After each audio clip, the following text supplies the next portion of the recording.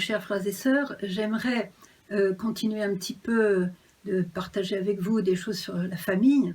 La dernière fois, j'ai surtout insisté sur la venue de Jésus à travers la prière en famille.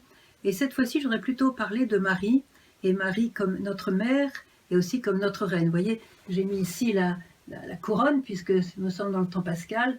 Marie est mère et reine. Et je voudrais vous inviter à prendre vraiment Marie comme mère et comme reine. Je voudrais commencer par une petite anecdote. Vous savez que je vois souvent les voyants ici à Medjugorje, on vit dans le même village, c'est normal.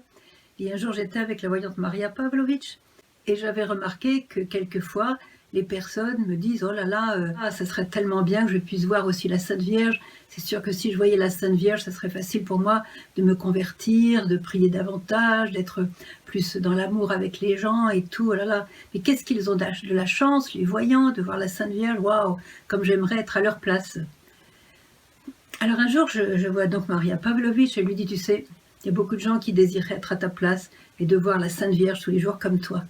Pour te dire la vérité, c'est pas mon cas. Je préfère être comme je suis plutôt que comme tu es. » Alors elle me regarde de travers, elle me dit « Qu'est-ce qu'elle va me sortir ?» C'est un petit peu l'habitude. Alors je lui dis « Tu vois, Jésus a parlé d'une béatitude dans l'Évangile et il a dit « Heureux ceux qui croient sans avoir vu. » Alors tu vois, cette béatitude, moi j'y tiens. J'ai jamais rien vu, donc j'ai cette béatitude de pouvoir croire sans avoir vu. Mais pour toi, c'est trop tard, maintenant que tu as vu. Cette béatitude, je ne suis pas sûre qu'elle te sera donnée. Alors j'ai reçu un coup de coude dans l'épaule, évidemment. Et voilà, donc c'était ce que je voulais dire à cette voyante, un peu pour blaguer, quoi. C'est un peu pour blaguer. Et d'ailleurs, elle a le sens de l'humour.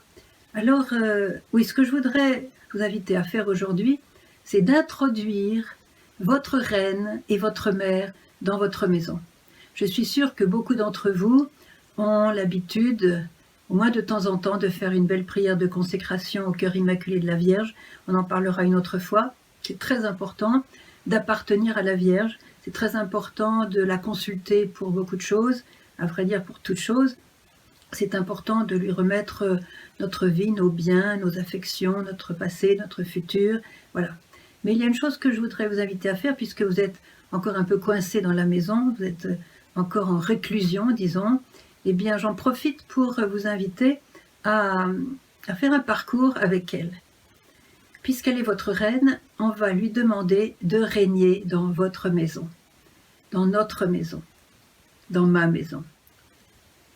Une reine, c'est quelqu'un qui régit, qui gouverne, c'est quelqu'un qui a l'autorité, et elle est reine parce qu'elle aime. Et parce qu'elle aime, eh bien, elle s'occupe de notre bonheur.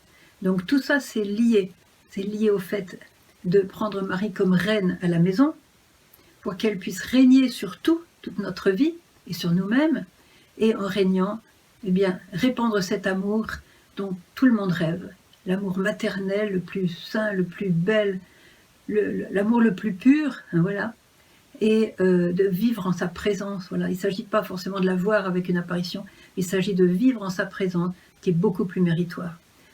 Alors je vous invite à un parcours un petit peu particulier, c'est de laisser entrer Marie dans votre maison et de lui faire visiter votre maison. Et de lui demander de vraiment régner dans chaque pièce, dans chaque recoin de la maison. Et on va les prendre en particulier, comme ça va vous aider à faire vous-même le tour de votre maison et de l'introduire en vérité, pas seulement par des paroles, mais en actes. On va commencer, si vous voulez bien, par la faire rentrer dans votre chambre à coucher. Alors on va imaginer le dialogue, évidemment, il faut bien être un peu concret.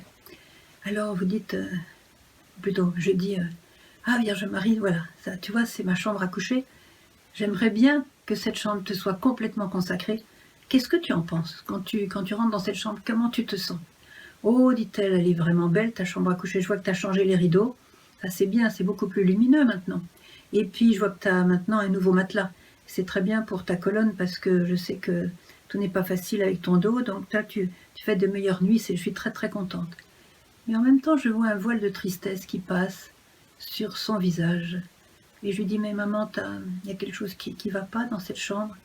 Et très simplement, elle va dire, ben oui, tu vois, j'ai beau chercher, là, regarde partout, les murs, tout ça, Eh ben, je vois pas mon fils.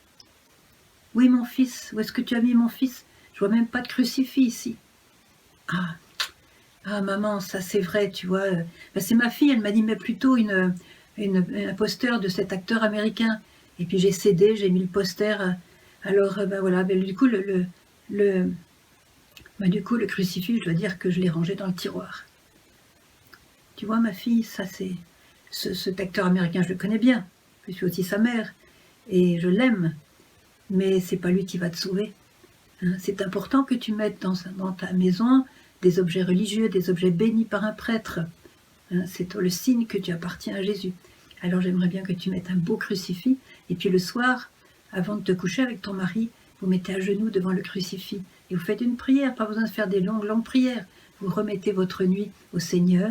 Si vous avez un conflit dans la journée, une incompréhension, un petit heurt, eh bien vous vous demandez pardon. C'est important, Jésus. Comme ça, vous allez dormir sous son regard. Et ça va vous bénir. Vous allez faire de meilleures nuits dans la grâce de Dieu. Et puis le malin ne va pas trop s'y frotter parce qu'il n'aime pas la présence de Jésus. Donc, vous voyez, ça sera aussi une protection. Ah, t'as raison, je vais sortir le crucifix du tiroir et je vais le mettre bien en évidence là au-dessus de notre lit. Et comme ça, on fera tout ce que tu nous diras. Que vraiment cette pièce, eh bien, tu sois la reine de cette pièce. Voilà. Et que tu sois vraiment la reine de cette pièce et que tu te sentes parfaitement à l'aise dans ma chambre à coucher. Voilà. Alors maintenant, je te propose, Marie, d'aller voir le salon. Alors on arrive au salon et là, elle examine tout, ces grands salons, il y a beaucoup de choses. Et elle dit, alors tu vois, Vierge Marie, moi j'aimerais bien que ce salon, ça soit ton salon. Un salon où tu te sentes complètement à l'aise, où tu règnes. Il n'y a rien qui puisse te gêner dans ce salon, que tu puisses vraiment agir et te promener dans ce salon comme chez toi. Alors qu'est-ce que tu penses? Je pense vraiment que tes fauteuils sont bien confortables. Et ça, c'est important dans un salon, quand ton mari et toi vous revenez du travail, que vous soyez un petit peu comme ça, cool. Voilà, un moment de relax voilà, dans ton salon. Et puis je vois que tu as changé ton tapis, il est vraiment beau, ça vraiment, on voit que tu as mis le prix, hein, vraiment, voilà. Et puis je vois que tu as des étagères avec plein de CD, et aussi une bibliothèque pour tes livres. J'aimerais bien examiner un petit peu les livres que tu as. Ah oui, bah tiens, j'avais pensé à ça, mais tu vas être la reine de toute ma bibliothèque. Très bien, très bien, je suis contente. Alors on examine les livres, on va faire 2 tas. Elle me dit, on va faire 2 tas. On va faire l'état des livres qui sont vraiment, qui peuvent t'aider à grandir, qui peuvent te distraire d'une manière saine, qui peuvent vraiment t'instruire et tout ça. Et puis on va mettre à côté les autres, on va faire 2 tas. Alors on examine chaque livre et puis on tombe au milieu des livres sur un livre sur l'astrologie, la divination, un livre finalement de la magie et tout ça. Alors elle dit, bah tu vois ça c'est typique, ça c'est des livres, si tes enfants les trouvent et les lisent, ça leur fera du mal. Alors si tu veux ce livre-là, on va le mettre dans le tas des livres à brûler. Hein. Et surtout ces livres-là, ne les donne pas aux voisins pour infecter sa propre maison. Hein. On va faire là. Et comme ça, avec la Vierge Marie, on fait un tri des livres. Et on fait ce tri, eh bien, la dose de livres dans la bibliothèque a un petit peu diminué, pas trop, mais on a retiré tout ce qui pourrait être un petit peu pornographie, malsain, violent, inutile, bébête aussi, hein, les boulots de bébête, on publie quelquefois n'importe quoi. Alors on va faire un tas, hein, pour que les enfants qui ont accès, qui seront bientôt adolescents, puissent vraiment trouver des bonnes choses. Voilà. Et puis les CD, pareil, on va faire 2 tas de CD. Et des musiques, vous savez qu'il y a des musiques subliminales qui enregistrent sans qu'on s'en aperçoive des messages de mort du genre suicide-toi, ou bien alors des messages qui invitent à l'impureté, les messages qui invitent à adorer Satan, les messages qui sont des louanges à Satan, vous voyez. Et on ne s'en rend pas compte parce que c'est enregistré de manière très subtile, des techniques très subtiles, ce qu'on appelle les messages subliminaux. Et avec un petit peu de naïveté, on va acheter les musiques de ces groupes-là et on fait du mal. Voilà. Surtout que souvent, tu vois, tes enfants ont quelquefois les écouteurs constamment dans les oreilles et il ne faudrait pas qu'ils écoutent des musiques nocives. Alors on va jeter ces CD-là. Voilà. Je vois aussi que dans ta bibliothèque, il n'y a pas beaucoup de vie de saints. Alors tu sais, je vois par exemple, bon, vous avez la petite Thérèse, vous avez Histoire d'une âme, vous avez Histoire d'une âme, c'est très bien. Mais où est le livre de Sœur Faustine? Où sont les écrits de Padre Pio? Où sont les écrits des papes? Où sont la vie par exemple du curé d'Ars, de Saint François d'Assise, la vie de Saint Bernadette, l'histoire des apparitions à Lourdes, à Fatima, à Pontmain, à Banneux, l'histoire extraordinaire de quand je suis apparue à Guadeloupe, au Mexique. C'est une histoire extraordinaire. Ils ont fait l'analyse du manteau que je portais et c'est extraordinaire. C'était tout reproduit. C'est des choses que sur le plan scientifique sont inexplicables, sont miraculeuses. Voilà ce dont tu dois te nourrir au lieu de te nourrir de certaines niaiseries ou du temps perdu avec des choses qui ne t'aident pas, qui ne te font pas grandir. Je vois aussi que tu as ton téléphone, là, ton fixe. Hein. Tu as aussi ton portable. Je vois qu'il n'est pas là. Bon. Alors je voudrais te dire quelque chose à propos de ton téléphone. Est-ce que tu veux que je sois vraiment la reine de ton téléphone? Est-ce que tu veux me consacrer ton téléphone? Ah ben oui maman, ça c'est sûr, c'est important. Le téléphone, c'est la relation avec les gens. J'aimerais bien te le consacrer. Bon, alors je te préviens d'une chose, si tu me consacres le téléphone, je vais me tenir à côté de toi quand tu vas faire tes coups de téléphone. Autrement dit, il va falloir que tu fasses attention à ce que tu dis au téléphone. Ça serait bien aussi que, par exemple, tu évites de critiquer quelqu'un, de dire du mal du prochain. Il faudrait que tu évites de dire des choses qui induisent du mal. Il faudrait aussi que tu cesses au téléphone de te plaindre. Le Seigneur n'aime pas les plaintes, il faut louer le Seigneur pour tout ce qui arrive. Alors ton téléphone va aider les personnes avec qui tu vas converser à louer le Seigneur pour tout, tu vois. Alors je vais être là, hein, je vais vraiment écouter tout ce que tu dis, et comme ça je serai la reine de ton téléphone. Et puis je vais te dire une bonne nouvelle, c'est que si tu enlèves de tes conversations toutes ces choses un peu néfastes, un petit peu de critiques négatives, tu vois, eh bien tes notes de téléphone vont beaucoup diminuer. Tu vois, ça c'est une bonne nouvelle. Et puis cette vieille tante là que tu as un peu abandonnée, elle est toute seule chez elle, elle est un petit peu impotente, c'est vrai qu'elle n'a pas toujours été très gentille avec ta famille, mais maintenant elle est seule, elle s'ennuie, elle souffre de solitude. Pourquoi est-ce que de temps en temps tu ne lui téléphonerais pas? Comme ça pourrait un peu réparer tous les mauvais souvenirs qu'il y a entre ta famille et elle, et puis tu lui montrerais que tu lui as pardonné, que c'est de la vieille histoire auquel on ne pense plus. Voilà, c'est balayé par la miséricorde de Dieu. Et puis tu peux peut-être aussi l'aider à se préparer à la mort, parce que je sais qu'elle ne pratique pas beaucoup la foi. Donc tu pourrais lui parler bien, de ce que tu trouves quand tu vas à la messe, que tu pourrais lui parler du chapelet de la miséricorde, tu vois, de ce que l'Église propose maintenant. Et quand elle va t'entendre parler de Jésus, bien elle va raccrocher avec mon fils Jésus. Tu vois, c'est une bonne œuvre que tu fais. Et ça c'est de l'or pour moi et pour Jésus, tu vois, et pour toi, pour ton âme, tu vois. Alors allez, on va consacrer ce téléphone. Je vois aussi que sur cette commode, il y a la photo de ta belle-mère. Alors, j'aimerais bien te demander, est-ce que tu as fait des messes pour le repos de l'âme de ta belle-mère? Ah ben maman, bien sûr, j'ai fait une messe quand elle est morte. C'est tout? Eh, qui sait si elle n'est pas encore au purgatoire? Tu sais que quand on prie pour les âmes du purgatoire, eh bien on peut les aider à passer plus vite au ciel, surtout quand on offre des messes à leurs intentions. Et comme je l'avais signalé à Vitka et Yaakov quand on a vu ensemble le purgatoire, eh bien je leur ai signalé que lorsque l'on prie pour les âmes du purgatoire, on obtient de nouveaux intercesseurs qui, à leur tour, vont prier pour vous et vous aider à ne pas vous attacher aux choses matérielles, mais plutôt aux choses de Dieu qui ne passent pas. Et comme ça, on a beaucoup plus de bonheur dans la vie. On a des amis en plus. Alors, je t'invite à faire quelques messes, à t'offrir des messes. Prends aussi des prêtres qui sont un petit peu pauvres, qui sont de saints prêtres, qui vont vraiment faire bien la messe avec tout leur cœur, et tu verras que ta belle-mère, elle te le rendra au centuple. Voilà. Et maman, est-ce que tu es contente du reste de ce qu'il y a dans le salon? Écoute ma chérie, je voudrais te dire la vérité. Dès que je suis rentrée, j'ai eu un petit peu un choc au cœur. Pourquoi? Parce qu'en plein milieu du salon, il y a la télévision. Et cette télévision, combien d'heures vous avez passé à la regarder? Quelquefois, elle est en permanence toute la journée. Elle fait un bruit pas possible et du coup, on ne peut pas prier, on ne peut pas se concentrer, on peut pas, voilà, on peut pas contempler Dieu, on peut pas. Alors, Tu te souviens de ce que j'avais dit à Medjugorje? Faites-vous des petits hôtels familiaux. Non. Faites-vous dans vos maisons un petit hôtel familial.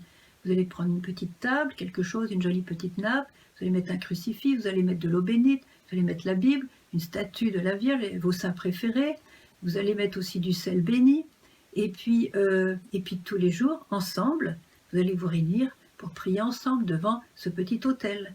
Voilà. Et je sais que tu as de belles icônes, pourquoi tu ne les exposes pas? Alors, j'aimerais bien que ça soit ça au centre du salon plutôt que cette grosse télé là qui... Moi j'aimerais bien aussi que tu fermes la télé par exemple les 9 jours avant les grandes fêtes. Je l'ai dit aussi à Medjugorje. Fermez la télévision 9 jours avant les grandes fêtes pour vous préparer à vivre cette fête et surtout à recevoir les grâces qui sont attachées à cette fête. Que ce soit Pâques, Noël, la Toussaint, tu vois, l'Assomption. Il y a des grandes grâces et ces grâces ne peuvent pas vous être données, vous êtes distrait. Vous êtes complètement dans l'irréel, dans le virtuel avec cette télévision. Sans compter les petits appareils électroniques où chacun a son petit écran. Voilà, ça c'est... Il faut penser à laisser dans votre maison une ambiance de paix, la vraie paix de Dieu. La vraie paix de Dieu. Pas ce bruit du monde. Pas ce bruit du monde qui envahit les cœurs et qui les rend vides. Alors, à propos de la télévision, je voudrais aussi te dire qu'il y a quand même des programmes qui sont nocifs. Il y a des bons programmes, hein.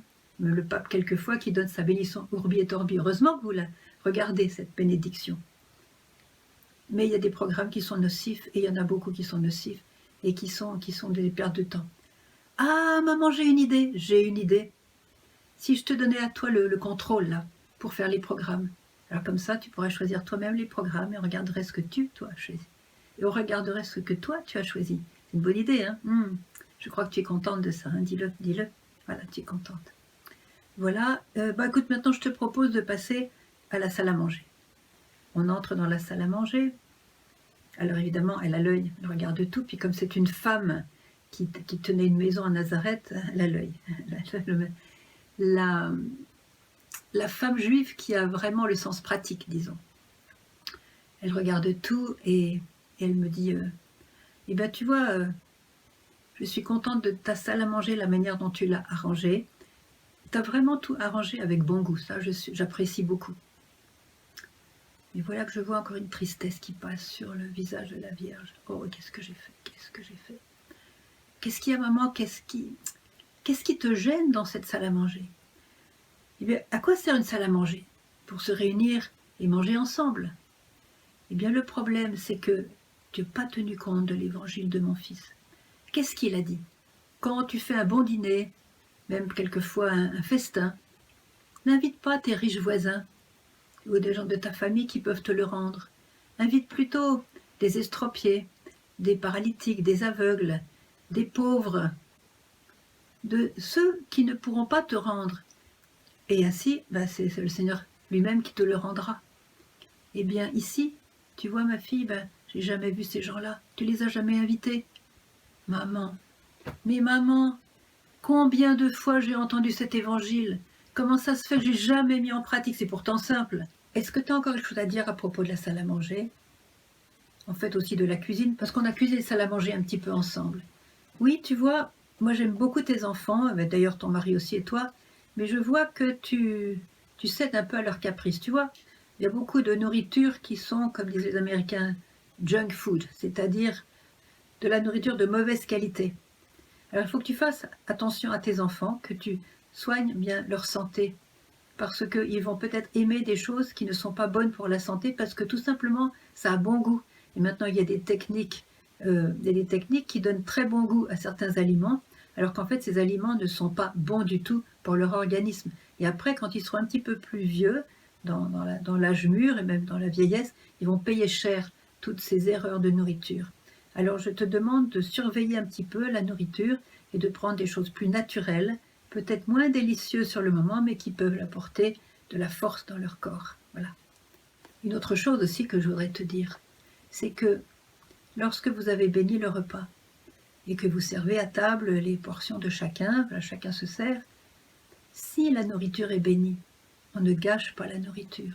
On prend ce dont on a besoin, on le finit, sauf si on est malade bien sûr, mais on ne jette pas à la poubelle la nourriture qui a été bénie. Quelque chose de béni ne se jette pas à la poubelle. Voilà. Alors pense à ça, qu'il faut être sobre, il faut prendre ce dont on a besoin, pas plus, pas moins, sobre, mais surtout ne pas jeter, ne pas gâcher la nourriture. Ça c'est important. La nourriture est un don de Dieu, et si tu veux que la providence continue à vous aider, eh bien il ne faut pas mettre à la poubelle ce que la providence a fourni à ta famille. C'est important.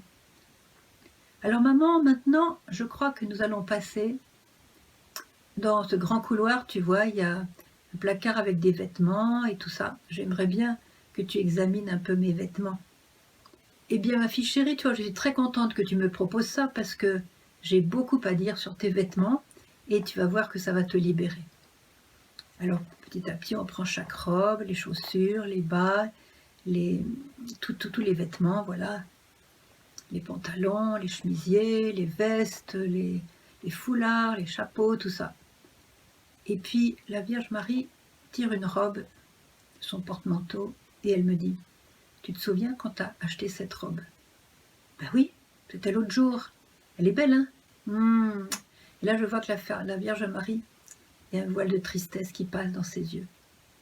Et elle me dit, « Eh bien, moi aussi, j'étais là quand tu as acheté cette robe. Et je sais ce qu'il y avait dans ton cœur. Il y avait dans ton cœur, eh bien, une pensée impure de pouvoir séduire. C'est une robe de séductrice. Et ton rôle n'est pas de séduire. Ton rôle est d'aimer profondément les personnes. Pas de séduire pour voler. Pas de séduire pour voler leur cœur. Tu vois? Et leur donner peut-être des pensées impures. Tu peux susciter des adultères en pensée de la part de certaines personnes qui t'entourent comme ça. Pense à l'effet que tu peux faire. Alors dorénavant, essaye de bien choisir tes vêtements en fonction du respect des autres. Mais tu sais maman, je pense à une chose. Toi tu es la plus belle femme du monde. Tu as toujours, quand tu apparais dans tes apparitions, tu as toujours les plus belles robes du monde. Je suis bête, pourquoi je ne t'avais pas prise avant avec moi pour faire mes courses de vêtements? Mais je vais t'emmener, on va être la main dans les magasins de vêtements, et c'est toi qui vas choisir mes robes. Et comme tu as bon goût, tu l'as prouvé au cours des siècles par tes apparitions, je vais être très très très honorée de t'avoir avec moi, et tu vas bien choisir. J'aurai des vêtements qui plaisent à toi, Pierre, à Jésus aussi, puisque vous êtes ensemble. Ah ouf, alors on va faire un petit tri, hein, on va faire 2 tas, voilà, on va faire 2 tas, c'est bien. Ah mais attends, mais je vois que derrière les robes, là, il y a un coffre. Il y a un coffre, ah, c'est là que tu as caché ton argent, hein, je l'ai vu, oui. Oui, maman, c'est ça, je l'ai caché là derrière les vêtements. Bon, tout le monde le sait dans la maison, hein, c'est pas un secret. Enfin bon, c'est plus discret, disons, pour les visiteurs. Alors, justement, tu vois, je voulais te demander comment tu vois ma manière de traiter l'argent. Ben, je vois que tu traites assez bien l'argent, tu fais tes comptes, tu es raisonnable dans les achats, tu payes tes factures, c'est bien. Mais tu sais, je voudrais te demander quelle part tu donnes justement aux pauvres et à l'église, aux prêtres. Quelle part tu donnes à ceux qui sont dans le besoin. À l'église, ben, je donne à la quête. Alors je voudrais, ma fille, tu vois, t'enseigner une chose importante. Tu trouves ça dans la Bible. Est-ce que tu as déjà entendu parler de la dîme? Et tu connais les promesses que Dieu a faites pour ceux qui donnent la dîme, c'est-à-dire 10% de leurs revenus? Ah ah, tu savais pas, parce que tu lis pas, c'est la Bible. Il faut que tu lises la Bible chaque jour, un verset, 2 versets, et pour que tu mémorises aussi la Bible un jour. Qui te dit que la Bible sera enlevée, comme ça a été le cas dans tant de pays? Des millions de personnes ont été privées de la Bible. Si tu ne connais pas des passages importants par cœur, qu'est-ce que tu vas devenir sans Bible? La Bible, la parole de Dieu, c'est la lumière sur tes pas. Alors lis la Bible et tu verras, par exemple, ce verset sur la dîme. Écoute bien ce que je vais te dire, ça vient de la parole de Dieu. Tu vois, mon enfant chéri, moi, quand j'étais sur la terre, eh bien, c'était une loi parmi les Juifs, les Juifs religieux, les Juifs croyants, c'est de verser la dîme au temple, soit 10% de leurs revenus. Et tu trouves ça même dans l'évangile de Luc, au chapitre 11, verset 42. Alors bien sûr, le temple n'existe plus. Mais les pauvres sont toujours là. Alors parfois tu donnes une piécette comme ça aux nécessiteux. Tu pourras faire bien davantage pour eux. Est-ce que tu sais ce que la Bible nous apprend sur la dîme? L'aumône délivre de la mort et l'empêche d'aller dans les ténèbres. Ça, c'est dans le livre de Tobie au chapitre 1. Écoute bien cela. L'aumône sauve de la mort et elle purifie de tout péché. Toujours dans le livre de Tobie au chapitre 12. Et dans le livre de Sirach le sage, qu'est-ce qui est écrit? L'aumône remet les péchés. Et tu verras de quelle manière le Seigneur te récompensera. Imagine que si tu fais l'aumône, eh bien, tes péchés sont enlevés. Est-ce que tu connais un autre verset où dans la Bible, on sait que certaines actions, eh bien, nous délivrent du péché? Ah, tu ne le sais pas, ben, je vais te l'apprendre. Ceux qui prennent bien soin de leurs parents âgés, lorsqu'ils sont âgés et qu'il faut vraiment bien s'en occuper, eh bien, ces personnes-là, leurs péchés sont effacés. C'est dans la Bible. Tu vois, heureusement que je suis venue pour t'enseigner tout ça. C'est des grâces inouïes que tu manquerais si tu ne le savais pas. Alors ton argent, eh bien, j'aimerais bien être la reine de ton argent. Est-ce que tu veux bien me consacrer ton argent comme tu m'as consacré tes vêtements, tes chaussures, ta nourriture, tes objets, ta télévision, ton téléphone? Tu m'as tout consacré. J'aimerais bien que tu me consacres ton argent. Et puis comme ça, je te soufflerai à l'oreille comment le dépenser, comme Jésus le dépenserait, comme moi je le dépenserais. Tu vois? Je te signale que jamais, Jésus et moi, nous sommes morts de faim. Donc, tu n'as pas à t'inquiéter. Et puis, plus on donne, plus on reçoit. De la mesure dont vous mesurez, on mesurera aussi pour vous, a dit mon fils Jésus. Souviens-toi de ça.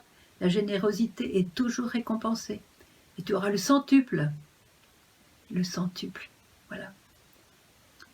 Ah ben maman, ça c'est bien. Moi, je me sens soulagée parce que cette histoire d'argent, tu vois, on a toujours un petit peu mauvaise conscience. Il y a quelque chose qui... Voilà, on a toujours un petit peu, puis on veut toujours avoir plus, et puis donc ça c'est malsain. Je te consacre aussi ce petit coffre où il y a mes bijoux, les bijoux de famille, et puis l'argent, tout ça. On va voir ça ensemble de très près. Maintenant, ben, il reste une chose que je voudrais te montrer, maman. Ben, c'est le garage. Allez, viens au garage. Ah, je vois que tu as 2 voitures, une pour ton mari et une pour toi-même, c'est bien. Oh, je voudrais te demander une faveur, ma fille chérie. Est-ce que je peux rentrer dans ta voiture? Est-ce que tu peux me laisser conduire? Ah, mais oui, maman, mais combien je serais contente que tu conduises ma voiture. Je te fais une confidence, tu vois, à Nazareth, j'avais pas de voiture. Et depuis 2000 ans, eh bien, j'ai jamais conduit. Alors, je serais si contente de conduire. Ah, mais maman, je t'en supplie, je vais me mettre à côté de toi et tu vas conduire la voiture. Je l'ai dit dans mes messages à Medjugorje, je l'ai dit, chers enfants, je suis votre mère et je veux vous conduire tous au ciel. Alors, maman, prends le volant. Je voudrais te consacrer ma voiture, que dorénavant ce soit toi qui, et invisiblement bien sûr, prenne le volant. Et comme ça, tu m'éviteras des trajets inutiles, des mauvais trajets, et puis tu me conduiras toujours là où Jésus m'attend, où mon travail m'attend, ma tâche de mère de famille m'attend, pour faire la volonté de Dieu dans mes déplacements. Alors, si je te consacre ma voiture, je te la consacre aussi pour que tu prennes soin, qu'on n'ait pas d'accident. Je te consacre ma voiture pour qu'elle soit toujours en bon état et qu'elle puisse marcher bien et qu'elle puisse durer longtemps. Voilà. Alors là, chers frères et sœurs, je vais vous partager une petite anecdote réelle. C'est une amie, je lui avais suggéré de consacrer sa voiture à la Sainte Vierge. Alors elle avait fait, elle avait même passé de l'eau bénite, du sel béni, tout ça, elle avait fait dans les grandes largeurs, la consacration à la Sainte Vierge de sa voiture. Et puis dans les jours qui ont suivi, paf, elle se prend un rentrage et tout le devant de sa carrosserie complètement en accordéon. Alors là, elle a regardé la Sainte Vierge, elle dit, mais qu'est-ce que tu as fait? Je t'ai consacré ma voiture, elle a toujours bien marché, elle n'a jamais eu un seul accroc, je te la consacre et voilà que maintenant j'ai un rentrage, mais qu'est-ce que ça veut dire? Bon, enfin, elle a porté la voiture au garage et le garagiste lui dit, ben passez dans 2-3 jours, ça sera prêt. Elle est repassée au bout de 2-3 jours et voilà que le garagiste était dans tous ses états et lui a dit, mais madame, vous ne savez pas à quel malheur vous avez échappé. Quand j'examinais votre voiture, j'ai regardé un petit peu les autres choses, mais votre boîte de vitesse était complètement finie. Si vous aviez roulé vite sur une autoroute, vous auriez absolument eu un accident très grave, vous auriez pu vous tuer sur l'autoroute avec ce problème que vous aviez. Vous avez eu de la chance d'avoir ce rentrage parce que sinon on ne serait jamais aperçu et peut-être qu'aujourd'hui vous seriez morte. Et là, elle a compris. Comme la Sainte Vierge, c'est la mère de Dieu et du Créateur, elle connaît la mécanique Et quand la voiture lui a été consacrée, elle a vu que quelque chose n'allait pas. Donc elle s'est arrangée avec un petit accident pour que le garagiste s'en aperçoive et qu'il répare entièrement la voiture pour éviter un accident mortel. Ça, c'est la Sainte Vierge. Ça marche pour les voitures, ça marche pour tout, ça marche pour tout ce qu'on lui consacre. Alors mes chers frères et sœurs, je vais m'arrêter là parce que j'étais déjà trop longue, mais je vous invite, surtout quand vous êtes en réclusion, de prendre la main de la Sainte Vierge et de passer en revue toute votre maison dans les détails. Et vous écouterez dans votre cœur ce que la Vierge vous dit. Il vous suffit de lire les messages, il vous suffit de lire l'Évangile, elle va vous rappeler l'Évangile de son Fils. Elle va être très heureuse de faire le ménage dans votre maison pour qu'il y ait vraiment une ambiance de paix et que Jésus aime habiter chez vous, aime demeurer chez vous, surtout si vous priez. Il va inviter avec lui beaucoup d'autres saints, des anges, et quand vos amis vont rentrer chez vous après cette pandémie, ils vont vous dire « Mais qu'est-ce que vous avez fait dans cette maison? Il y a une paix ici, mais il y a une paix, mais qu'est-ce que vous avez fait dans cette maison ?» Et comme ça, vous aurez l'occasion de leur parler de la consécration de votre maison à la Sainte Vierge. Voilà. Maintenant, il faut passer à l'acte, alors que le Seigneur vous bénisse, vous inspire, vous conduise, et que Marie se réjouisse d'être avec vous. Elle aime être avec ses enfants, et elle va être super heureuse de savoir que vous l'avez invitée à demeurer chez vous. Que Dieu vous bénisse.